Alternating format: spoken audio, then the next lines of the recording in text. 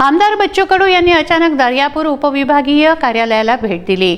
तेथील नागरिकांच्या समस्या जाणून घेतल्या असता गेल्या 3 महिन्यांपासून लाभार्थ्यांना रेशन कार्ड दिलं गेलं नसल्याने सेवा हमी कायद्याअंतर्गत पुरवठा अधिकाऱ्यांवर कारवाईचे आदेश दिले आहेत। बुधवारी सायंकाळी 4 ते 5 वाजेच्या दरम्यान अचानकच नव्याने झालेले राज्यमंत्री ओमप्रकाश उर्फ बच्चू कडू यांनी अकोटला जात असताना अचानक दर्यापूर उपविभागीय कार्यालयाला भेट दिली। उपविभागीय अधिकाऱ्यांच्या खुर्चीचा ताबा घेतला व त्या ठिकाणी उपस्थित असलेल्या नागरिकांना त्यांच्या सहकार्याने काही समस्या असल्यास, विशेषतः शेतकऱ्यांच्या समस्या असल्यास पुढे यायला सांगितलं।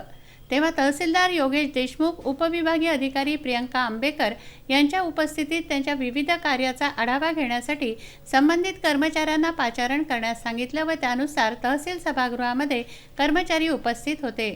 पुरवठा विभागातील तक्रारीवरून सेवा हमी कायदा अंतर्गत अंमलबजावणी करणं गरजेचं असून त्याच कायद्याअंतर्गत जिल्ह्यात पहिली कारवाई पुरवठा विभागातील प्रमोद काळे व सपना भोते यांच्यावर कायद्याअंतर्गत कारवाई करण्याचे आदेश बच्चू कडू यांनी दिले। त्यांच्या समवेत छोटू महाराज वसू, चंदू खेडकर, अंकुश जवंजाळ, शंभू मालठाणे, निशिकांत आदी कार्यकर्ते सहभागी होते।